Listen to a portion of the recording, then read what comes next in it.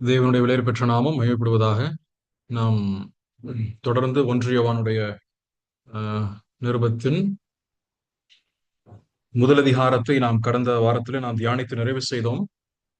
கடந்த வாரத்திலே யோவான் 1ஆம் அதிகாரத்தின் 8 முதல் 10 வரை இருக்கின்ற வசனங்களை நாம் தியானித்து நிறைவு செய்தோம். 8 முதல் 10 வரை இருக்கின்ற வசனங்கள் சொல்லக்கூடிய விஷயங்கள் நமக்கு ஞாபகம் இருக்கும் என்று நம்புகிறேன். It talks about the certainty, confession and the forgiveness of sin. பாவத்தை குறித்திருக்கக்கூடிய உறுதியான தன்மையும் அதனுடைய பாவ அறிக்கையும் பாவ மன்னிப்பும், அதுதான் அந்த 3 வசனங்கள். 1 யோவான் 1, 8, 9, 10 ஆகிய அந்த 3 வசனங்கள் நமக்கு எடுத்து சொல்லக்கூடிய விஷயங்களாக இருக்கிறது. அதிலே பாவம் இல்லை என்று சொல்லக்கூடிய ஒரு கூட்ட ஜனங்கள் இருந்தார்கள். அவர்களுக்கும் யோவான் பதில் சொல்கிறார். அதே போல் அப்படி ஒருவன் பாவம் செய்வானானால் அப்படி செய்கின்ற ஒரு மனுஷனுக்கு அவன் அறிக்கையிட வேண்டியது யாரிடம்? அவனுக்கான பாவ மன்னிப்பு எப்படி கிடைக்கப்பெறுகின்றது? அப்படி பாவத்தை அறிக்கை செய்யும் நேரத்தில் மறுபடியுமாக அவனுக்கு என்ன கிடைக்கப்பெறுகின்றது என்பதுதான் அந்த 3 வசனங்களிலே. பாவ மன்னிப்பு மட்டுமல்ல, அவனுக்கு மறுபடியுமாக இழந்து போன அந்த ஐக்கியம், the fellowship which was lost will be regained through the confession and the forgiveness of sins. பாவத்தினுடைய அறிக்கையின் மூலமாக, பாவத்தினுடைய மன்னிப்பின் மூலமாக தான் இழந்து போயிருக்கக்கூடிய ஐக்கியத்தையும், அதே போல தன்னுடைய வாழ்க்கையிலே தனக்கு இல்லாது போயிருக்கக்கூடிய அந்த சந்தோஷமும் தனக்கு மீண்டும் கிடைக்கப் பெறுகின்றது என்பதுதான் அதனுடைய 3 வசனத்துல சொல்லக்கூடிய விஷயமாக இருக்கிறது. அது போல மிக முக்கியமாக அந்த இரண்டு குறிப்புகளை இதில் நாம் கவனிக்க வேண்டும். ஒன்று, நமக்கு பாவம் இல்லை என்று சொல்வோமானால் நம்மை நாமே வஞ்சிக்கிறவர்களாக இருப்போம். denying sin will deceive ourselves. Number 2, verse 10ல சொல்லப்படுவது, if we say that we have not sinned, then we make him a liar. And again, denying sin or denying that we do not or we have not yet sinned, நாம் பாவமே செய்யவில்லை என்று சொல்வோமானால் அந்த விஷயமானது தேவனையே அது பொய்யராக மாற்றக்கூடிய ஒன்றையும் அந்த 3 வசனங்கள் நமக்கு எடுத்துரைக்கிறது. இந்த நாளிலே நாம் 1 யோவான் 2ஆம் அதிகாரத்தினுடைய முதல் 2 வசனங்களை நாம் இன்றைக்கு தியானிக்கவிருக்கிறோம். அது 1 யோவான் 1ஆம் அதிகாரத்தினுடைய 5வது வசனம் துவங்கி 2ஆம் அதிகாரம் 2வது வசனம் வரைக்குமாக வரக்கூடிய அந்த நீண்டதொரு பகுதியிலே கடைசியாக வரக்கூடிய வசனங்களாகும் இது. நான் ஏற்கனவே சொன்னது போல அது லைஃப் இன் த லைட், ஒளியிலே வாழக்கூடிய வாழ்க்கை என்பதனுடைய கடைசி பகுதி தான் 2ஆம் அதிகாரத்தின் 1 2வது வசனங்கள். இந்த 2 வசனங்களை நான் வாசிக்கின்ற பொழுது நமக்கு சொல்லக்கூடிய விஷயம் என்னவென்றால், ஒரு மனுஷன் தன்னுடைய வாழ்க்கையில இழந்து போயிருக்கக்கூடிய அல்லது இழக்கக்கூடிய ஐக்கியத்தை எப்படி அவன் மீண்டுமாய் புதுப்பித்துக் கொள்ள முடியும்? In what way a person or a believer can regain the fellowship which he had lost through any kind of sin? ஏதாவது ஒரு பாவத்து நிமித்தமாக நம்முடைய வாழ்க்கையிலே இழந்து போயிருக்கக்கூடிய அந்த பாவ அந்த சந்தோஷத்தை அல்லது தேவனோடு உள்ள ஐக்கியத்தை எப்படியாக மீண்டுமாய் நாம் புதுப்பித்துக் கொள்ள முடியும் என்பதனுடைய கடைசியான ஒரு மார்க்கத்தை 2ஆம் அதிகாரத்தினுடைய முதல் 2 வசனங்கள் சொல்கின்றது. நான் முன்பு சிந்தித்தது போலவே இந்த எல்லா வசனங்கள் 1ஆம் அதிகாரம் 1:5 துவங்கி 2ஆம் அதிகாரம் 2 வரைக்குமாக தேவன் ஒளியாக இருக்கிறார் என்ற அந்த கண்ணோட்டத்திலே நாம் சிந்திக்க வேண்டியவராக இருக்கிறோம். அப்பொழுது ஒரு மனுஷன், ஒரு விசுவாசி தேவனுடைய வெளிச்சத்திலே, தேவன் தனக்கு கொடுத்திருக்கக்கூடிய ஒளியிலே அவன் வாழ்ந்து வருகிறான். அவன் ஒளியை விட்டு சற்று அவன் தொலைவி போகும் பொழுது, if he has just slip away from the light which God has shown in his life, then he will certainly lose his fellowship. நிச்சயமாக அவன் தன்னுடைய வாழ்க்கையிலே தேவனோடு இருக்கக்கூடிய ஐக்கியத்தையும் சக மனுஷரோடு இருக்கக்கூடிய ஐக்கியத்தையும் அவன் இழந்து போகக்கூடியவனாக இருக்கிறான். அப்படி இழந்து போகும் பொழுது அவனுக்கு கிடைக்கப்பெறக்கூடிய வழி என்ன? நாம் 8வது வசனத்துல வாசிக்கும் பொழுது அவன் பாவரிக்கை நாம் செய்ய வேண்டும், தேவன் அதற்கு உண்மையும் நீதிமுள்ளவராக இருக்கிறார் என்று சொல்லி முடிக்கின்றது. ஆனால் கடைசியாக 2ஆம் அதிகாரத்தினுடைய முதல் 2 வசனங்களை நீங்கள் வாசிக்கும் பொழுது இன்னும் சற்று உயர்வாக ஒரு மனுஷனுடைய வாழ்க்கையிலே அல்லது நம் விசுவாசியினுடைய வாழ்க்கையிலே பாவத்திலிருந்து கிடைக்கப்பெறக்கூடிய ஒரு மீட்பு அல்லது இழந்து போயிருக்கக்கூடிய அந்த ஐக்கியத்தினுடைய மீட்பு என்று சொல்வது யார் மூலமாய் கிடைக்கப்பெறக்கூடியதாக இருக்கிறது, அல்லது கிடைக்கப்பெறக்கூடிய நபர் நமக்கு நம்முடைய வாழ்க்கையிலே யாராக இருக்கிறார் என்பதுதான் இந்த 2 வசனங்கள் நமக்கு மிக மிக உன்னதமான முறையில் எடுத்து சொல்லக்கூடியதாக இருக்கிறது. அதை நாம் வாசிப்போம். முதலாவதாக 2 வசனங்கள், அதை நாம் வாசிக்கலாம். என் பிள்ளைகளே, நீங்கள் பாவம் செய்யாதபடிக்கு இவைகளை உங்களுக்கு எழுதுகிறேன். ஒருவன் பாவம் செய்வானானால் நீதிபரராயிருக்கிற இயேசு கிறிஸ்து நமக்காக பிதாவினிடத்தில் பரிந்து பேசுகிறவராய் இருக்கிறார். நம்முடைய பாவங்களை நிவர்த்தி செய்கிற கிருபாதார பலி அவரே. நம்முடைய பாவங்களை மாத்திரம் அல்ல, சர்வலோகத்தின் பாவங்களையும் நிவர்த்தி செய்கிற பலியாய் இருக்கிறார். இந்த 2 வசனங்களை நாம் வாசிக்கும் பொழுது நாம் புரிந்து கொள்ளக்கூடிய விஷயம் என்னவென்றால், கிரைஸ்ட் அவர் டிஃபென்ஸ் அண்ட் அ மீடியேட்டர். இயேசு கிறிஸ்து நம்முடைய நம்முடைய நம்முடைய கிருபாதார பலியாக நமக்கென்றும் பரிந்து பேசக்கூடிய ஒருவராக இருக்கிறார் என்பதுதான் இதன் மூலமாய் நாம் கற்றுக்கொள்கிறோம். He is our defense and our mediator. And ஏன் இதனை சொல்கிறேன் என்றால், இந்த 2 வசனத்தை நீங்கள் வாசிக்கும் பொழுது அதில் சொல்லப்படக்கூடிய முதல் வார்த்தை என் பிள்ளைகளே என்று அவர் ஆரம்பிக்கிறார். யோவானுடைய நிருபத்தை நாம் வாசிக்கும் பொழுது பொதுவாக இந்த வார்த்தை அடிக்கடி பயன்படுத்தப்பட்ட ஒரு வார்த்தை என்பதை நாம் அறிந்திருக்கிறோம். ஏனென்றால் நீங்கள் 2ஆம் அதிகாரம் மற்றும் 3, 5ஆம் அதிகாரத்தெல்லாம் வாசிக்கும் பொழுது this is a term, my little children என்று சொல்வது அதிகமாக அவர் பயன்படுத்தின ஒரு வார்த்தையாக இருக்கிறது. Is giving some advice to the younger people. இளம் வாலிபர்களுக்கு அல்லது இருக்கக்கூடிய இளம் குழந்தைகளுக்கு, ரட்சிக்கப்பட்டு வரக்கூடிய நபர்களுக்கு, பாவத்தில் இடறி வரக்கூடிய நபர்களுக்கு அவர் அன்போட கூட, அரவணைப்போட கூட, with love and with much attention and much care எடுத்து அவர் சொல்லக்கூடிய விஷயம் மை லிட்டில் சில்ட்ரன். அப்படியானால் அவர் அவ்வளவு தூரம் அன்பு நிறைந்தவராக, அன்பின் அப்போஸ்தலனாக இருந்து கொண்டு அவர் இந்த வார்த்தையை அவர் நமக்கு எழுதி கொடுக்கிறார் என்பது நமக்கு இதன் மூலமாய் தெரிய வரக்கூடிய விஷயமாகும். இங்கேதான் இந்த பாஸ்டரல் டோன், அதாவது மெய்ப்பத்துவத்தினுடைய ஒரு ஒரு ஒரு பதம் அல்லது மெய்ப்பத்துவத்தினுடைய ஒரு ஒரு தொனியை நாம் வாசிக்க முடியும். ஒருவேளை நாம் இடறி போகும் பொழுதோ அல்லது நம்முடைய வாழ்க்கையில நாம் சோர்ந்திருக்கும் நேரத்திலோ நம்மோட கூட ஒரு ஒரு தோல் போட்டு நம்முடைய கையில தோல் போட்டு, என்னங்க தம்பி அல்லது என்ன என்ன மகனே மகளே என்று சொல்லும் பொழுது, அல்லது நம்மோட கூட அந்த ஒரு ஒரு உற்சாகப்படுத்தக்கூடிய முறையிலே, ஒரு சந்தோஷமான முறையிலே பேசும் பொழுது நம்முடைய உள்ளமானது உருகி போகின்றது அல்லவா, நம்முடைய மனசு சற்று இழகி போகின்றது அல்லவா. அது போல இங்கே அவர் அந்த வார்த்தையை தான், அந்த துணியை தான் அவர் இங்கே அப்போஸ்தலனாகிய யோவான் பயன்படுத்துகின்றார். அதை சொல்லிவிட்டு என்ன சொல்கிறார்? நீங்கள் பாவம் செய்யாதபடிக்கு இவைகளை உங்களுக்கு எழுதுகிறேன். I write these things unto you so that you may not sin. இந்த வசனத்தை வாசிக்கும் பொழுது நமக்கு ஒரு திடுக்கிட்டு போகக்கூடிய ஒரு சூழல் தான் வரும் என்று நம்புகிறேன். We will just stunned by when we read this particular verse in verse 1. இந்த வசனத்தை நாம் வாசிக்கிறோம் ஏனென்றால், நீங்கள் பாவம் செய்யாதபடிக்கு இவைகளை உங்களுக்கு எழுதுகிறேன் என்று பொதுவாக சொல்லிவிட்டார். ஆனால் இதற்கு முந்தைய வசனத்துல நீங்கள் வாசிக்கும் பொழுது, ஒருவன் பாவம் செய்வானானால், ஒருவன் தனக்கு பாவமே இல்லை என்று சொல்வானானால், ஒருவன் தன்னுடைய வாழ்க்கையிலே பாவம் செய்யவில்லை என்று சொல்வானானால், இந்த ஆர்கியூமெண்ட் எல்லாம் அப்போஸ்தலனாகிய யோவான் முன்கூட்டியே முதல் அதிகாரத்தினுடைய 3 வசனத்துல, கடைசி 3 வசனத்துல அவர் சொல்லிவிட்டார். சொல்லிவிட்டு 2ஆம் அதிகாரத்தை ஆரம்பிக்கக்கூடிய அப்போஸ்தலனாகிய யோவான், அல்லது அதிகாரங்கள் இன்றைக்கே தான் இருக்கிறது, தொடர்ச்சியாக அந்த நிருபத்தை எழுதி கொண்டு வருகின்றார் யோவான். எழுதி கொண்டு வரும் பொழுது சற்று நிறுத்தி, என் பிள்ளைகளே நீங்கள் பாவம் செய்யாதபடிக்கு இவைகளை உங்களுக்கு எழுதுகிறேன் என்று சொல்கிறார். அப்படியானால் அதனுடைய அர்த்தம் என்ன? அதனுடைய அர்த்தம் என்ன? தேவன் நம்முடைய வாழ்க்கையில விரும்பக்கூடிய ஒரு விஷயம். It is for sure that God desires in us that we may not sin. நாம் பாவம் செய்யாமல் இருக்க வேண்டும் என்பதுதான் கர்த்தருடைய பிரதானமான விருப்பமாக இருக்கிறது. அதைத்தான் இங்க அவர் சொல்லக்கூடிய விஷயம் என்னன்னா, that you may not sin. It is a standard of God. தேவன் நமக்கென்று வைத்திருக்கக்கூடிய மிக உன்னதமான நிலை, மிக உன்னதமான, மிக மேன்மையாக இருக்கக்கூடிய ஒரு நிலை என்ன? நீங்கள் பாவம் செய்யாதிருக்க வேண்டும். அப்படியானால் பாவம் செய்யாமலேயே இருக்க முடியுமா, அல்லது பாவம் செய்யாமலேயே வாழ வேண்டும் என்று அர்த்தமா? நீங்கள் ஒப்பிட்டு பார்க்க வேண்டும் என்று சொன்னால், ஆதியாகம புத்தகத்தினுடைய 17ஆம் அதிகாரம் முதல் வசனத்தில் ஆண்டவர் சொல்லும் பொழுது ஆபிரகாமை பார்த்து, நீ எனக்கு முன்பதாக நடந்து உத்தமனாக என்று சொல்லுகிறார். You may be perfect just walking before me. எனக்கு முன்பதாக நடந்து நீ உத்தமனாக என்று சொல்கிறார். அப்படியானால் அங்கே பரிபூர்ணம் என்று பயன்படுத்துவது உத்தமத்தோட கூட அங்கே ஒப்பிட்டு சொல்லப்படுகிறது. அப்படியானால் இங்கே பாவத்தோடு இங்கே சொல்லும் பொழுது, நீங்கள் பாவம் செய்யாதபடிக்கு இவைகளை உங்களுக்கு எழுதுகிறேன் என்று சொன்னால், நீங்கள் பாவம் செய்வீர்கள். பாவம் செய்வதற்காக இருக்கின்ற எண்ணற்ற தருணங்கள் உண்டு.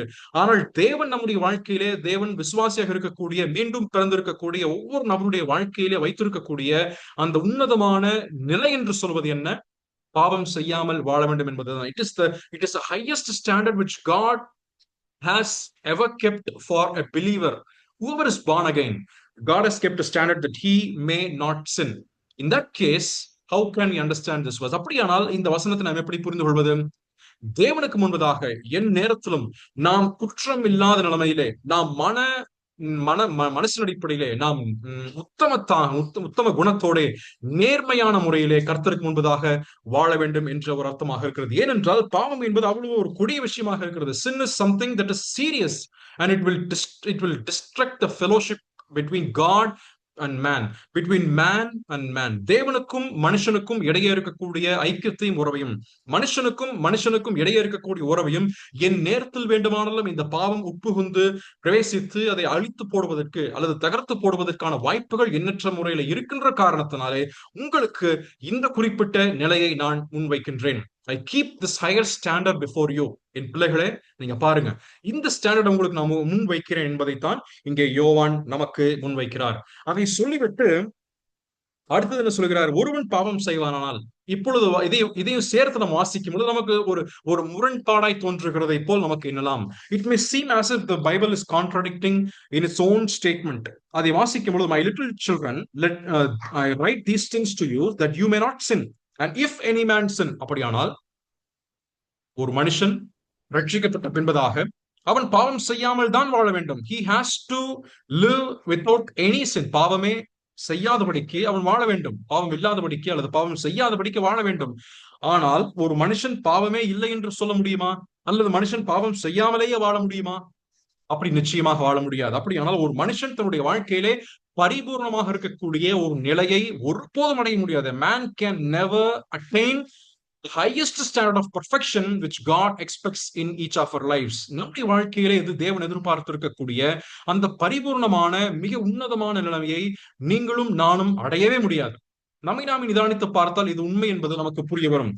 ஆனால் இங்கே சொல்லக்கூடிய விஷயம், ஒரு மனுஷன் பாவம் செய்வானால், ஆனால் அதையும் மீறி அந்த நிலையிலிருந்து தேவன் நமக்கென்று வைத்திருக்கக்கூடிய அந்த மகிமையான நிலையிலிருந்து ஒரு மனுஷன் சற்று தன்னுடைய நிலையிலிருந்து தாழ்ந்து கீழே வந்து விழுந்து பாவம் செய்து போவான் என்று சொன்னால், அப்படியானால் there's an ample amount of chances that is around us so that we may fall into sin.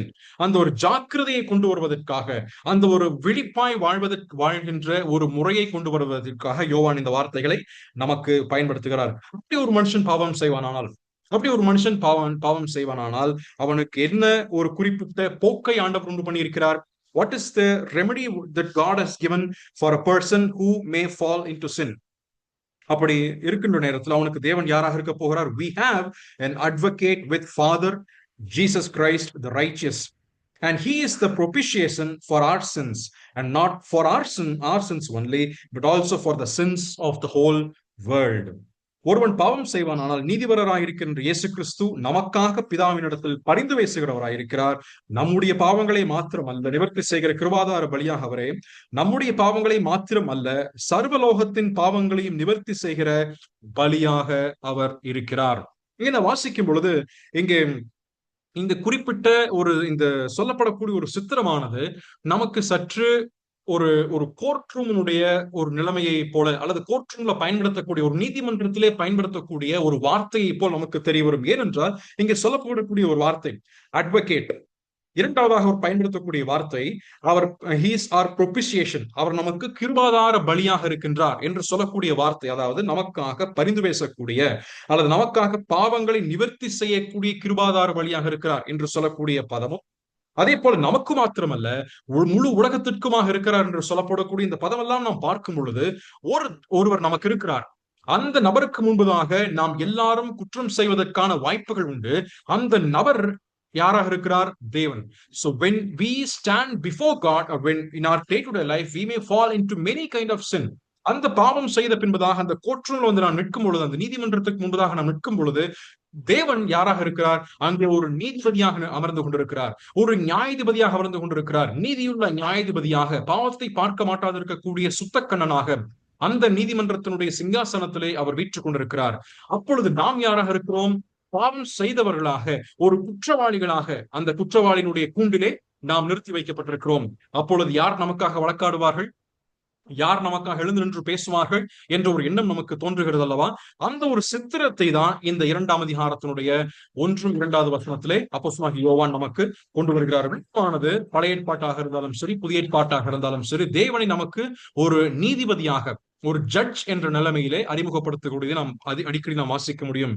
In either in the Old Testament or in the New Testament, Bible represents God as the judge for the whole world. முழு உலகத்திற்கும் தேவன் நீதி உள்ளவராக, நியாயாதிபதியாக இருக்கிறார் என்பது எடுத்துரைக்கப்படுகிறது. எடுத்துக்காட்டாக ஆதியாகமம் 18 25 வசனத்தை வாசிக்கும் பொழுது, நான் இந்த உலகத்தை நான் நியாயம் தீர்க்க போகிறேன். I am going to judge this whole world. முழு உலகத்தை, பாவத்தினால் நிறைந்திருக்கின்ற இந்த உலகத்தை நியாயம் தீர்க்க போகிறேன் என்று ஆண்டவர் சொல்கிறார். நீங்கள் ரோமர் 3:19 வாசிக்கும் பொழுதும் அங்கே தேவன் வைத்திருக்கக்கூடிய பிரமாணங்கள், அவருடைய சட்டதிட்டங்கள், அவருடைய பிரிசெப்ட்ஸ் தான் it is the law and it is the measuring yard or the standard with which he is going to judge the whole world. சகரியா 3:1, வெளிப்படுத்தின விசேஷம் 12:10 இதெல்லாம் நீங்க வாசிக்கும் பொழுது தேவன் நீதிபதியாக, நியாயாதிபதியாக இருக்கின்றார். நீங்க நமக்கு அதிகமாக நான் வாசிக்கக்கூடிய, ஆராதனை நேரத்தில் வாசிக்கக்கூடிய ஒரு அதிகாரம் தான் ஏசாயாவுடைய புத்தகம் 53 அதிகாரம், the book of Isaiah chapter 53. அந்த அதிகாரத்தை நீங்கள் வாசிக்கும் பொழுது அந்த அதிகாரத்திலே 3 பிரிவாக, ஒரு கூட்டத்திலே முழு உலகமும் பாவத்தில் நின்று கொண்டிருக்கிறார்கள், பாவிகளாக நின்று கொண்டிருக்கிறார்கள், பாவ பங்குலமாக இருக்கக்கூடிய மனுக்குலம் ஒரு இடத்தில் இருக்கிறார்கள்.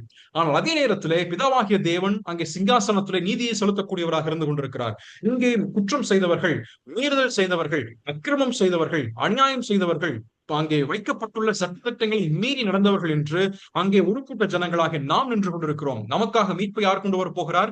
இந்த குறிப்பிட்ட தீர்வை கொண்டு வருவதற்கு தான் இந்த முழு ஆக்கினையும், முழு அக்கிரமமும், நம்முடைய எல்லா பாவமும் ஆண்டவராய் இயேசு கிறிஸ்துவின் மேல் வைக்கப்பட்டது என்பதை 53 அதிகாரம் நமக்கு தெளிவாக காண்பிக்கிறது.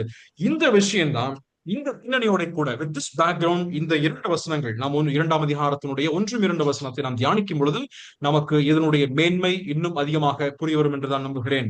So who is our God? God is our judge. Who are we? We are the sinners in the courtroom. அந்த நீதிமன்றத்திலே நாம் பாவிகளாக நாம் நின்று கொண்டிருக்கிறோம். நமக்காக வந்து பரிந்து பேசக்கூடிய நபர் யார்?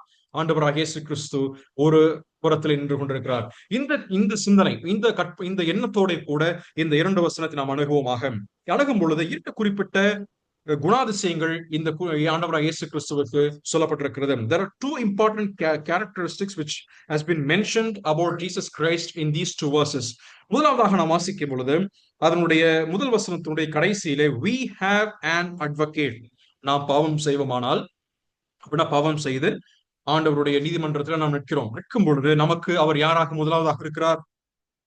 நமக்கு அவர் ஒரு அட்வொகேட்டாக, தமிழில் நீங்கள் வாசிக்கும் பொழுது பிதாவினிடத்தில் பரிந்து பேசுகிறவராய் இருக்கிறார், பரிந்து பேசுகிறவராய் இருக்கிறார். அப்படியானால் நமக்காக பரிந்து பேசுகிறவர். இந்த பரிந்து பேசல் என்ற இந்த வார்த்தையானது நம்ம எல்லாருக்கும் பொதுவாக அறிமுகமான, நன்றாய் பழக்கமான ஒரு வார்த்தை தான் பாராக்ளிட்டோஸ் என்ற வார்த்தை. பாராக்ளிட்டோஸ் ஆவியானவருக்கு பயன்படுத்தக்கூடிய ஒரு வார்த்தை.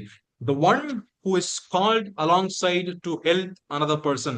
ஒரு நபருக்கு உதவி செய்வதற்காக தன் அருகே அல்லது அந்த நபருக்கு அருகே அழைத்து கொண்டு வரப்படக்கூடிய மற்றும் ஒரு நபருக்கு பயன்படுத்தக்கூடிய வார்த்தை தான் பாராக்ளிட்டோஸ். பாரா என்று சொன்னால் alongside, கலியோ என்று சொன்னால் to call a person alongside. அப்படியானால் அந்த நீதிமன்றத்தினுடைய அதே கண்ணோட்டத்திலே பார்க்கும் பொழுது குற்றவாளிகளாக நாம் நின்று கொண்டிருக்கிறோம். நிற்கும் நேரத்திலே நமக்கு அருகில் ஒருவர் வந்து நிற்கிறார் என்ற வார்த்தை தான் இங்கே பயன்படுத்தப்படுகிறது. பொதுவாக கிரேக்க மற்றும் ரோம கலாச்சாரத்திலே, ரோமனுடைய நீதிமன்றத்திலே இந்த வார்த்தையை அவர்கள் பயன்படுத்துவது உண்டு. அதைத்தான் எடுத்து யோவான் இங்கே பயன்படுத்துகிறார். அந்த குறிப்பிட்ட வார்த்தையில இங்க குற்றவாளி கூண்டிலே ஒருத்தர் நின்று கொண்டிருப்பார். நிற்கும் நேரத்திலே அவருக்கு சட்ட ரீதியாக who is going to be the legal helper or who is going to be the defense attorney for this person, இந்த குறிப்பிட்ட நபருக்கு, குற்றவாளி கூண்டிலே நின்று கொண்டிருக்கிறானே, இவனுக்கு நீதியை எடுத்து சொல்லி வழக்காடக்கூடியவர், இவர் நிமித்தமாக இவர் பேச முடியாது. He cannot talk இந்த courtroom for himself.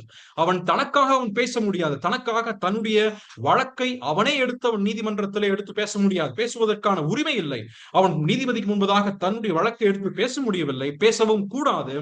அந்த தருணத்திலே அந்த பாராக்ளிட்டோஸ் அல்லது பாராக்ளியோ என்று சொல்லக்கூடிய மற்றும் ஒரு நபர் என்ன செய்கிறார்? வந்து இவனுக்காக, குற்றவாளி கூண்டில் நிற்கக்கூடிய அவனுக்காக வந்து வழக்காடுகின்றார். எதையெல்லாம் சொல்லி வழக்காடுகின்றார் என்று சொன்னால், அந்த கிரேக்க ரோம பின்னணியில சொல்லும் பொழுது he is a legal, எடுக்கின்ற சட்ட திட்டங்களை அவன் சொல்வான். he will become the representative for the convict. குற்றவாளி கூண்டில் நிற்கக்கூடியவனுக்கு இவன் ஒரு பிரதிநிதியாக நின்று கொண்டு என்னுடைய ரெப்ரசன்டேட்டிவாக நான் நின்று வழக்காடக்கூடிய இவருக்காக நான் பேசுகின்றேன், இவனுடைய குற்றம் இதுவென்று நீங்கள் சொல்கிறீர்கள், ஆகவே நான் இவனுக்காக நான் வழக்காடி பேசுகிறேன் என்று சொல்வதுதான் பொதுவாக நீதிமன்றத்தில் நடக்கக்கூடிய விஷயமாக இருக்கிறது. இந்த வார்த்தையை தான் அப்போஸ்தலனாகிய யோவான் இங்கே பயன்படுத்துகிறார். இன்னும் சற்று நாம் இதனை புரிந்து கொள்வதற்கு இந்த பழைய ஏற்பாட்டிலும் புதிய ஏற்பாட்டிலும் இந்த பாராக்ளியோ என்ற ஒரு ஒரு ஒரு சிந்தனை அல்லது அதனுடைய ஒரு தாட் அல்லது அதனுடைய நடவடிக்கைகள் உண்டா என்பதை நாம் சற்று சிந்தித்து பார்க்க வேண்டும்.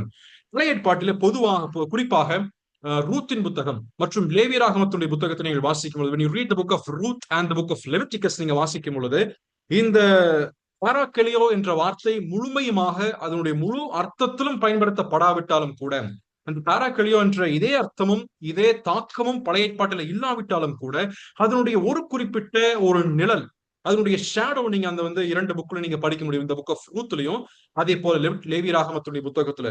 நாம் ரூத்தின் புத்தகத்துல என்ன வாசிக்கின்றோம்? அங்க இருக்கக்கூடிய சுதந்திரவாளி, அந்த சுதந்திரவாளி யாராக இருக்கிறான்? இவர்களை மீட்கக்கூடிய சுதந்திரவாளி யாருக்காக நின்று பேசுகிறான்? அங்கே ஒரு சபை கூடுகிறார்கள். அங்க இருக்கக்கூடிய சங்கம், அங்கே இருக்கக்கூடிய அங்கே அந்த ஊரில் இருக்கக்கூடிய பெத்லஹேம்ல இருக்கக்கூடியவர்கள் கூடுகிறார்கள். People of Bethlehem joins together and hears the case of Ruth and Naomi. நாவோமி மற்றும் ரூத்தினுடைய விஷயத்தை அவர்கள் கேட்கிறார்கள். கேட்கும் பொழுது அங்க 2 சுதந்திரவாளி இருக்கிறான். ஆனால் அதற்கு மேலாக ஒரு சுதந்திரவாளியாக இருக்கிற இந்த போவாஸ் இவர்களை மீட்கிறதை நாம் பார்க்கிறோம். அங்கே பயன்படுத்தப்பட்ட வார்த்தையும் இதற்கு புதிய ஏற்பாட்டில் சொல்லப்பட்ட வார்த்தையும் ஏறக்குறைய இணையாக சொல்லப்பட்டது. ஏனென்றால் இங்கே நிற்கக்கூடிய ரூத் மற்றும் நகோமி அவர்கள் தங்களாகவே தங்களுடைய உடைமைகளை மீட்டுக் கொள்ள முடியாது. They cannot redeem their own property. They cannot defend their own rights. தங்களுடைய உரிமையை அவர்கள் கோர முடியாது. அவர்களுக்கான உரிமை இல்லை. தங்களுடைய நிலையை மீண்டுமாக புதுப்பித்துக் கொடுக்க வேண்டுமே என்று சொல்வதற்கான உரிமை இல்லை. மாறாக மற்றொரு சுதந்திரவாளியாக இருக்கக்கூடிய இந்த போவாஸ் இவர்களுக்காக பேசி பின்பதாக அவர்களை மீட்டெடுக்கின்றார். அவர்களை சுதந்திரமாக தன் சொந்தமாக ஏற்றுக்கொள்கிறதை அந்த புத்தகம் நமக்கு எடுத்துரைக்கிறது. லேவியராகம புத்தகத்திலும் இதே விஷயமானது எடுத்துரைக்கப்பட்டிருக்கிறது நாம் அறிந்திருக்கிறோம். ஏன் யோபுவின் புத்தகத்தை நாம் வாசிக்கும் பொழுது, யோபு 16ஆம் அதிகாரம் 19 முதல் 21 வரைக்கும் வாசிக்கும் பொழுது, book of Job chapter 16 verse 19 to 21 வாசிக்கும் பொழுது, தன்னுடைய வேதனையிலும் தன்னுடைய அதிகமான அழுகுறலிலும் கூக்குரலிலும் யோபு சொல்லக்கூடிய ஒரு வார்த்தை என்ன தெரியுங்களா? எனக்காக பரிந்து பேசக்கூடியவர் ஒருவர் இருக்கிறாரா? Is there anyone who can talk on behalf of me in front of God? நான் இவ்வளவு அதிகமாக வேதனைப்பட்டுக் கொண்டிருக்கிறேனே, இவ்வளவு அதிகமாக நான் என்னுடைய வாழ்க்கையில நான் போராடி கொண்டு வருகிறேனே, எனக்காக பரிந்து பேசக்கூடிய ஒரு நபரும் இல்லையா? Is there not anyone என்ற ஒரு கேள்வி தான் யோபு கண்ணீரோட அந்த இடத்துல கேட்கக்கூடியவராக, someone who will plead my righteous cause, என்னுடைய நீதியாக இருக்கக்கூடிய இந்த வழக்கை எடுத்து ஆண்டவருக்கு முன்பதாக பரிந்து பேசுகிறவருக்கு ஒருவருமே இல்லை என்று கேட்கிறார். பிரியமானவர்களே, இது எல்லாமே நாம் ரூத்தின் புத்தகமாக இருந்தாலும் லேவியராகம புத்தகமாக இருந்தாலும் யோபு வாசித்த எல்லாவற்றிற்கும் பதில் யார் என்று சொன்னால் நம்முடைய இரட்சகரும் கர்த்தருமாக இருக்கிற இயேசு கிறிஸ்துவே ஆகும். The answer for all the cry or the pleading or the begging in the Old Testament is the answer which we have received through our Jesus Christ. நம்முடைய இயேசு கிறிஸ்து மூலமாகவே அந்த பதில் நமக்கு கிடைக்க பெற்றிருக்கிறது. நமக்கு எவ்வளவு அதிகமாக நமக்கு புரியுது என்று எனக்கு தெரியல. ஆனால் இந்த விஷயத்தை தான் யோவான் இங்கே சொல்லும் பொழுது, ஒருவன் பாவம் செய்யும் பொழுது அவன் தனக்கே சொல்ல முடியாது, மாறாக வேறொரு நபர் அவனுக்காக வழக்காடுகிறார். அப்பொழுது ஆண்டவராகிய இயேசு கிறிஸ்து என்ன செய்வார்? What will Jesus Christ do for us? நாம் குற்றவாளி கூண்டிலே நாம் நின்று கொண்டிருக்கிறோம். பிதாவாகிய தேவன் அவருடைய பிரமாணத்தின்படியாக நீதியுள்ள நியாயாதிபதியாக இந்த பாவத்திற்கு இந்த குறிப்பிட்ட தண்டனையானது கொடுக்கப்பட வேண்டும். He will pronounce the judgment. This according to the section number இந்த செக்ஷனை சொல்லி, இந்த செக்ஷனின் பிரகாரமாக இந்த நபர் குற்றவாளி கூண்டில் நிற்கக்கூடிய இந்த தினேஷுக்கு அல்லது நம்முடைய பெயரை வைத்துக் கொள்வோமே, அந்த நபருக்கு சொல்லக்கூடிய தண்டனை இதுதான் என்று அங்கே ஆண்டவர் பிரகடனம் செய்கிறார். செய்யும் நேரத்திலே அங்கே ஒருவர் நமக்காக நடுவில் நிற்கிறார். There is another person comes in between who pleads for our cause. நமக்காக நின்று ரெப்ரசன்டேட்டிவாக நின்று கொண்டு நமக்காக பேசுகிறார். அவர் தான் இந்த ஆண்டவராகிய இயேசு கிறிஸ்து. இதே வார்த்தை பரிசுத்த ஆவியானவருக்கும் நீங்கள் யோவான் சுவிசேஷத்திலும் நீங்கள் வாசிக்க முடியும். இந்த வார்த்தை யோவானுடைய நிருபத்துல மட்டும்தான் நீங்க பார்க்க முடியும். இந்த book of John as well as இந்த எபிசோட் டு ஜான்ல தான் இந்த வார்த்தை நீங்க பயன்படுத்த முடியும். அப்பொழுது இவர் என்ன சொல்கிறாரு? இந்த இயேசு கிறிஸ்து நமக்காக பரிந்து பேசும் பொழுது, ஐயோ பாவங்க, இங்க குற்றவாளி கொண்டு நிற்கக்கூடியவன் அறியாமல் செய்து விட்டான். ஆண்டவரை ஏற்றுக்கொண்டு உம்மை ஏற்றுக்கொண்டு ஆராதனை செய்தவர் தான், உம்மை ஏற்றுக்கொண்டு உமக்காக நின்றவர் தான், உமக்காக வைராக்கியமாய் நின்ற ஒரு மனுஷன் தான், உமக்காக பாவம் இல்லாமல் வாழ வேண்டும் என்று விரும்பியவன் தான். உம்முடைய ரத்தத்தினால, என்னுடைய ரத்தத்தினாலே மீட்டுக் கொள்ளப்பட்டவன் தான். இப்படியா சொல்லுவாய்? பார்கெயின் பண்ணுவாரா? இங்கே சொல்லப்பட்ட ப்ளீடிங், அதாவது உலகத்திலே காண்பிக்கப்படக்கூடிய நீதிமன்றத்தை போலல்ல இது. இங்க ஆண்டவர் இயேசு கிறிஸ்து எதை முன்னிட்டு நமக்காக பரிந்து பேசுகிறார்? எதை முன்னிடுகிறார்? What is the thing that he puts forward when he pleads for our case? நம்முடைய கேஸ் எடுத்து சொல்லும் பொழுது ஆண்டவர் இயேசு கிறிஸ்து எதை வைத்து செய்வார்? நம்முடைய இக்னரன்ஸ் வச்சா, அல்லது நாம் நம்முடைய நம்முடைய நிலைமைகள், நம்முடைய குறைவுகளை வைத்தா? நம்ம ஆண்டவரே, நாம் குறைவுல நான் விழுந்துட்டு ஆண்டவரே, நாம் தெரியாம விழுந்துட்டு ஆண்டவரே, தெரியாம நான் பாவம் செஞ்சுட்டு ஆண்டவரே, அறியாம நான் விழுந்து போனேன் என்று சில நேரத்தில் நாம் சொல்கிறோம் அல்லவா? அந்த அறியாமையை வைத்துக் கொண்டு ஆண்டவர் ப்ளீட் பண்றாரா? அதை வைத்து ஆண்டவர் ப்ளீட் பண்றவர் இல்ல. he is not going to plead based upon that. எதை வைத்து ப்ளீட் பண்றாருன்னா, அதுதான் அவருடைய இரண்டாவது குணாதிசயமாக இங்கே சொல்லப்படுகிறது. எதை வைத்து ப்ளீட் பண்ண போறாரு? What is the basis of his bleeding? that I am the propitiation for his sins. அவன் செய்த பாவத்துக்கு ஆண்டவரே என்னில தீர்த்து விட்டேன், நான் அதை சுமந்து தீர்த்திருக்கிறேன். என்னுடைய என்னுடைய என்னுடைய சரீரத்திலே, நான் பூமியில் வாழ்ந்திருந்த நாட்களில் நான் என்னுடைய சரீரத்திலே இவன் செய்த பாவத்திற்கு நான் சுமந்து தீர்த்திருக்கிறேன். கல்வாரி சிலுவையிலே நீதியுள்ள நியாயாதிபதியாக இருக்கக்கூடிய ஆண்டவரே, நீர் முழு உலகத்தினுடைய பாவத்தையும், இங்கே நிற்கக்கூடிய இந்த மனுஷனுடைய பாவத்தையும் நீர் என்மேல் சுமத்தின பொழுது, நான் அந்த கல்வாரி சிலுவையில் உம்முடைய கோவாக்கனை முழுவதுமாக, the wrath, the completeness of the wrath and his judgment of your judgment has been poured upon myself. ஆண்டவரே, என்மேல் ஊற்றப்பட்டது. பொழுது அங்கே நான் பலியானது நிமித்தமாக, அல்லது என்னுடைய பலி, என்னுடைய கிருபாதார பலியின் மூலமாக இவனுடைய பாவங்கள் அங்கே மன்னிக்கப்பட்டது என்று சொல்லி ப்ளீட் பண்ணி அவர் என்ன செய்யறாருன்னா, நமக்காக அங்கே பரிந்து பேசுகிறார். இது அவரை குறித்து சொல்லப்பட்ட முதலாவது குணாதிசயம். இங்கே பாராக்ளிட்டோஸ் என்று சொல்லி பரிந்து பேசுதல், நமக்கு ஆண்டவர் இயேசு கிறிஸ்து பரிந்து பேசும் பொழுது அவருடைய குணாதிசயம் என்ன இங்கே சொல்லப்படும் பொழுது, ஒருவன் பாவம் செய்வதானால் நீதிபரராக இருக்கிற இயேசு கிறிஸ்து, he is the righteous person. அங்கே சொல்லும்போது அவருடைய குவாலிட்டி என்ன? righteous. நாம் சில நேரத்தில் வேதத்தை வாசிக்கும் பொழுது, when we read the Bible, we sometimes miss some of these words. சில வார்த்தைகள், இப்படிப்பட்ட வார்த்தைகளை நாம் அநேக நேரத்திலே நாம் மறந்து போகின்றோம். நமக்கு அதிகமாக பழக்கமாக இருக்கக்கூடிய வசனங்கள் தான். ஆனால் வாசிக்கும் பொழுது நீதிபரராக இருக்கிற இயேசு கிறிஸ்து ஏன் வந்துட்டு இங்க பயன்படுத்தும் பொழுது ஜீசஸ் கிரைஸ்ட் த ரைச்சியஸ் என்று அங்கே சொல்லுகிறார்? நீதியுள்ளவராக இருக்கிறார் என்றால் மற்ற மனுஷனை போல் அல்லவர். மற்ற மனுஷனிடத்திலே உலக பிரகாரமாக இருக்கக்கூடிய வழக்கறிஞர்களை நாம் போய் பார்த்து, என்னுடைய கேஸை நீங்க எடுத்து நீங்க வந்து வழக்காடி கொடுங்க என்று சொன்னா என்ன பண்ணுவான்? அவன் நீதியுள்ளவன் கிடையாது. he is not a righteous person, he is totally unjust. அவன் அநியாயக்காரன், அக்கிரமக்காரனாக இருக்கிறான். அவனுடைய வாழ்க்கையில பாவம் உண்டு. ஆனால் இங்கே நம்முடைய ஆண்டவர் இயேசு கிறிஸ்து நமக்காக பரிந்து பேசும் பொழுது அவர் நீதியுள்ளவராக இருக்கிறார். he is righteous and he is just. அவர் நீதியுள்ளவராக இருந்து அவர் நம்மை நீதிமானாக்கக்கூடிய ஒருவராக இருக்கிறார். he is just and he justifies us. அதைத்தான் ரோமருடைய புத்தகம் 3ஆம் அதிகாரம் 17 முதல் 20 வரைக்கும் வாசிச்சீங்கன்னா, he is the person who justifies us. நம்மை நீதிமானாக்குகிறார். எப்படி நீதிமானாக்குகிறார்? அவருடைய நீதியினாலே நீதிமானாக்குகிறார். not by somebody else. வேறொருவருடைய நீதி நிமித்தமாக அல்ல, அவரே நீதிபரராக இருக்கிறார்.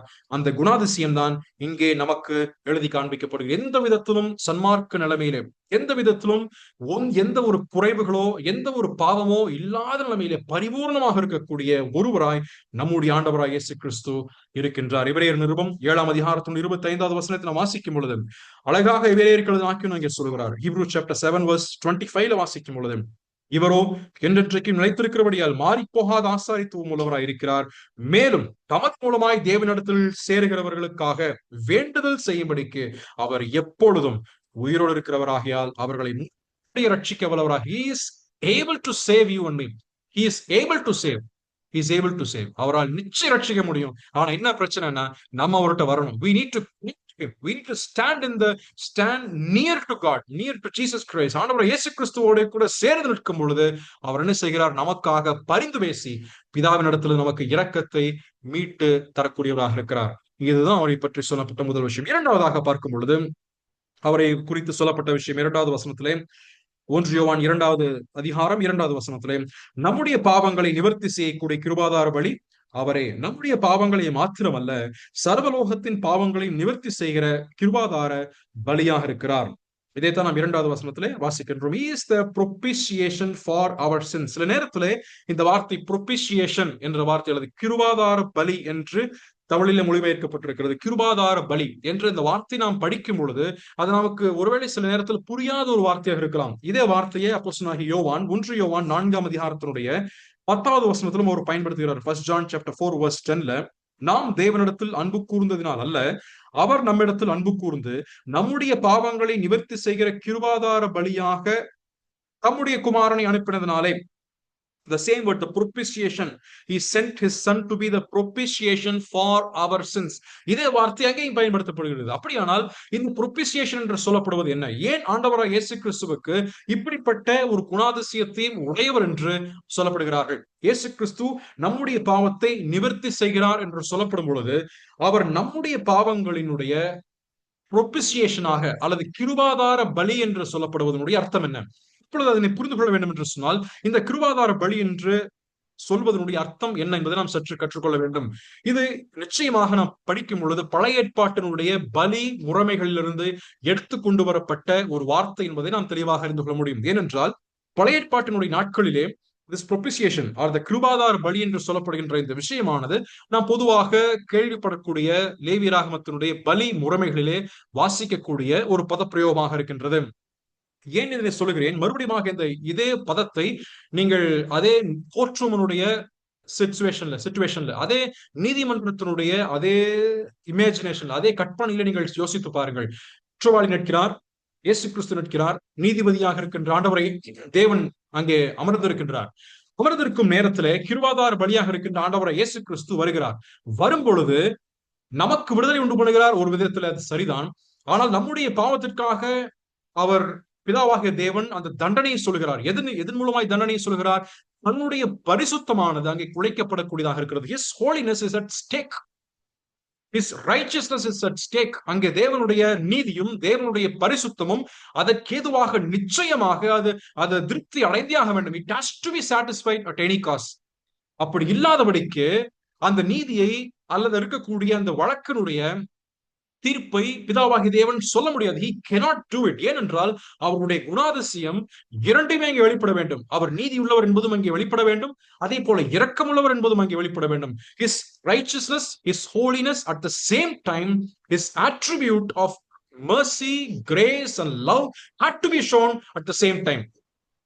ஒரே நேரத்தில் இரண்டும் அங்கே காண்பிக்கப்பட வேண்டும். அவருடைய நீதி ஒரு புறத்தில் காண்பிக்கப்படும் நேரத்தில் குற்றவாளி கூண்டில் நிற்கக்கூடிய நமக்கு நம்மேல் அவருடைய நீதி காண்பிக்கப்பட வேண்டுமானால் அவருடைய கோபத்திற்கு அல்லது அவருடைய கோவாக்கினைக்கு அவருடைய பரிசுத்தத்திற்கும் நிச்சயம் ஒரு திருப்திப்பட்ட ஒரு நிலைமை ஏற்பட வேண்டும். அதுக்குதான் இந்த கிருபாதார பலி என்பது பயன்படுத்தக்கூடியதாக இருக்கிறது. நீங்க பழைய ஏற்பாட்டிலிருந்து நாம ஒரு சில வார்த்தைகள் மூலமாக நாம் இதனை கற்றுக்கொண்டால் நமக்கு இது இன்னும் சற்று புரிய வரும் என்று நான் நம்புகிறேன். பழைய ஏற்பாட்டில் லேவியராகமம் புத்தகத்தினுடைய 16ஆம் அதிகாரம், இந்த புக் ஆஃப் லெவிட்டிகஸ் சாப்டர் 16, லேவியராகமம் 16ஆம் அதிகாரத்தை நாம் வாசிக்கும் பொழுது நமக்கு நன்றாக தெரிந்த ஒரு விஷயம் தான் அங்க the day of atonement, பாவ பரிகார நாள் என்று அங்கே சொல்லப்படுகிறது. அந்த பாவ பரிகார நாளுக்கு லேவியராகமம் புத்தகம் 16ஆம் அதிகாரத்தை நீங்க முழுவதும் வாசித்து பாருங்க, நேரம் இருக்கும் பொழுது பின் உங்களுக்கு நீங்க வாசிக்கும் பொழுது இங்க சொல்லப்பட்ட விஷயம், அங்கே நடைபெறுகின்ற காரியம் என்னவென்றால் அங்கே தேவனுடைய பெட்டி அங்கே வைக்கப்பட்டிருக்கிறது. அந்த அந்த பெட்டிக்கு மேலாக பெட்டிக்குள்ளாக என்ன வைத்திருக்கிறார்கள்? தேவனுடைய பிரமாணங்கள் இங்கே வைக்கப்பட்டிருக்கிறது. laws of God has been kept inside the ark of the covenant. அங்கே தேவனுடைய உடன்படிக்கை பெட்டிக்கு உள்ளாக தேவனுடைய பிரமாணங்கள், எழுதி கொடுக்கப்பட்ட பிரமாணங்கள் வைக்கப்பட்டிருக்கிறது. அந்த பிரமாணத்திற்கு மேலாக, அந்த பெட்டிக்கு மேலாக ஒரு சீட் என்று சொல்லப்படுகிறார்கள். அதான் அந்த mercy seat, இரக்காசனம் என்று சொல்லப்படுகிறது. அந்த இரக்காசனம் அங்கே மேலே வைக்கப்பட்டிருக்கிறது. அந்த இரக்காசனத்திலே அங்கே ரத்தமானது தெளிக்கப்படக்கூடியதாக இருக்கிறது. ஏன் ஆசாரியன் வருஷத்திற்கு ஒரு முறை அந்த மகா பரிசுத்த ஸ்தலத்திற்கு உள்ளே சென்று அந்த இரக்காசனத்தின் மேலே ரத்தத்தை தெளிக்கிறான் என்று சொன்னால் தேவனுடைய கோபாக்கினை ஒருபோதும் ஜனத்தின் மேல் விடக்கூடாது. The people must be spared. The people must be left alone. The guilt of the people have to be rectified. இந்த ஜனத்தினுடைய குற்றம், ஜனத்தினுடைய பாவமானது அங்கே அகற்றப்பட வேண்டும் அல்லது மூடப்பட வேண்டும் அல்லது கவர் பண்ணப்பட வேண்டும் என்பதுதான் அங்கே பழைய ஏற்பாட்டிலே இந்த மகா பாவ பரிகார நாளிலே செய்யப்படக்கூடிய ஒரு பிரதானமான செயலாக இருக்கிறது. எந்த விதத்திலும் தேவன் தன்னுடைய ஸ்டாண்டர்டை குறைப்பவர் அல்ல. he will never lower his standard. தன்னுடைய நிலையை, பரிசுத்தத்துக்காக இருக்கிற நிலையை, மக்களுக்காக, மக்களை பார்த்து பரிதாபப்பட்டதனால குறைத்து விடுகிறவர் அல்ல. மாறாக தன்னுடைய கோபாக்கனை முழுவதுமாக அடிக்கப்படுகின்ற அந்த பலி மிருகத்தின் மூலமாக அங்கே நிவர்த்தி செய்யப்படுகின்றது. இப்பொழுது பழைய ஏற்பாட்டிலே ஒரு குறிப்பிட்ட ஒரு பாவி நான் இதை செய்திருக்கிறேன், இந்த பாவத்தை செய்தேன் என்று சொல்லும் நேரத்திலே அவன் என்ன செய்கிறான்? ஒரு குறிப்பிட்ட ஆட்டையோ அல்லது அதற்கென்று, அந்த பாவத்திற்கென்று செலுத்தப்பட வேண்டியிருக்கின்ற பலியை அவன் ஆசாரியனுடைய கரத்திலே கொண்டு வந்து ஒப்படைக்கிறான். கொண்டு வந்து ஒப்படைத்து விட்டு அவன் என்ன செய்கிறான்? அந்த பிரகாரத்துக்கும் வெளியே நின்று கொண்டிருக்க, standing outside of the courtyard நின்று கொண்டு அவன் தொலைதூரத்திலே அவன் பார்த்து கொண்டிருக்கிறான். எதை பார்க்கிறான்? இந்த பிரதான ஆசாரியன் தன்னுடைய கரத்திலிருந்து பெற்றுக்கொண்டு சென்ற அந்த பலி இருக்கிறது அல்லவா, அந்த பலி உள்ளே அவன் ஆசாரியன் பரிசுத்த ஸ்தலத்தை தாண்டி மகா பரிசுத்த ஸ்தலத்திற்குள் சென்று அந்த இரத்தத்தை அவன் தெளிப்பான். தெளித்து விட்டு அவன் உயிரோட திரும்பி வர வேண்டும். The priest has to come out without death, அல்லது மரிக்காமல் அவன் உள்ளே வெளியே வர வேண்டும். He should not be died inside. உள்ளே அவன் மரித்து போகக்கூடாது. வெளியே அவன் வரும் நேரத்திலே அவன் என்னது? அவன் உண்மை உள்ளவனாக, அல்லது இவனுடைய பாவங்கள், இவனுடைய பலி செலுத்தினானே, இவனுடைய பாவமும் இவனுடைய குற்றமும் ஆண்டவருடைய சமூகத்திலே அங்கே நிவர்த்தி செய்யப்பட்டது, அல்லது அது மூடப்பட்டது. ஆனால் அவனுடைய குற்றமானது அங்கே கர்த்தருடைய சன்னிதானத்தில் ஏற்றுக்கொள்ளப்பட்டது என்பதைத்தான் அது நமக்கு நிரூபணமாகின்றது. அது புகையாய் அங்கே மேலே எழுப்பி வரும் நேரத்தில் தூரத்தில் நின்று கொண்டிருக்கின்ற குற்றவாளியுடைய மனதிலே தன்னுடைய குற்றம் செய்ததற்காக இருக்கக்கூடிய அந்த கில்ட், அந்த குற்ற உணர்வு அவனுடைய வாழ்க்கையிலே அகற்றப்படக்கூடியதாக இருக்கிறது. இதுதான் இந்த மர்சி சீட் என்று அங்கே சொல்லப்படும். இந்த மர்சி சீட்டாக இருக்கிறது. இதே குறிப்பிட்ட வார்த்தை தான் புதிய ஏற்பாட்டிலே வரும்பொழுது கிருபாதார பலியாக அங்கே நமக்கு எடுத்துரைக்கப்படக்கூடியதாக இருக்கிறது. நீங்க இன்னும் சொல்ல வேண்டுமானால், இந்த கிருபாதார பலிக்கு மேலாக, அல்லது மன்னிக்கும், அந்த மர்சி சீட்டை வந்துட்டு நீங்க எந்த விதத்திலும் உள்ளே பார்க்க கூடாது என்ற ஒரு கட்டளை சொல்லப்பட்டிருக்கிறது. ஏன் பார்க்க கூடாது? அந்த இடத்துல தேவன் மனுஷனை சந்திக்கின்றார். அது ரத்தத்தின் மூலமாக அங்கே சந்திக்கின்றார். ஒரு குறிப்பிட்ட சந்தர்ப்பத்திலே இஸ்ரவேல் ஜனங்கள் அந்த பெட்டியை திறந்து உள்ள என்ன இருக்குன்னு எட்டி பார்த்துட்டாங்க. எட்டி பார்த்ததுல இத்தனை பேர், நான் எனக்கு பெலிஸ்தர் இருந்தார்கள் நினைக்கிறேன், 50,000 பேர் இறந்தார்கள். 1 சாமுவேல் புத்தகத்திலே வருகின்றது என்று நம்புகிறோம். First Samuel or second Samuel வரும் பொழுது அது சொல்லப்படுகின்றது. எனக்கு 50,000 பேர் இறந்து போனார்கள். எப்படி இறந்தார்கள்?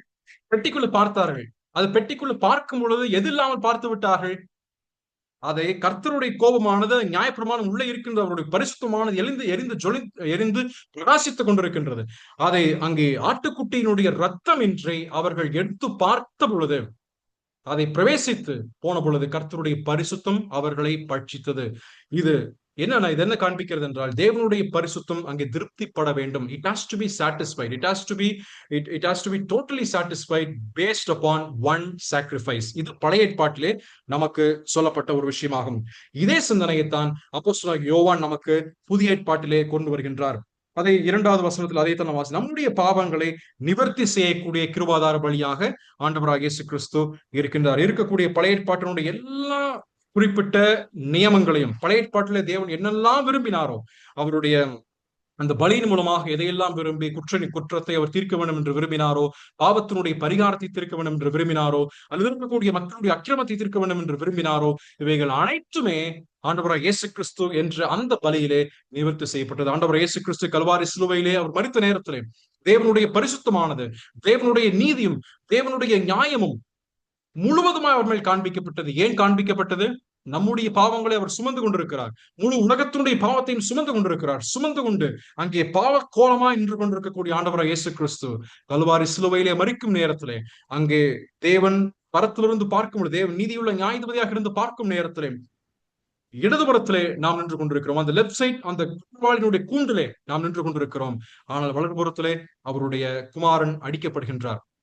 ஹிஸ் ரைச்சஸ், நீதியுள்ள குமாரனாக இருக்கின்ற ஆண்டவர் இயேசு கிறிஸ்து நம்முடைய பாவத்தை சுமந்து கொண்டு பாவி என்ற அந்த கோலத்திலே அவர் கல்வாரி சிலுவையிலே அவர் தொங்கிக் கொண்டிருக்கிறார் நம்முடைய பாவத்திற்காக.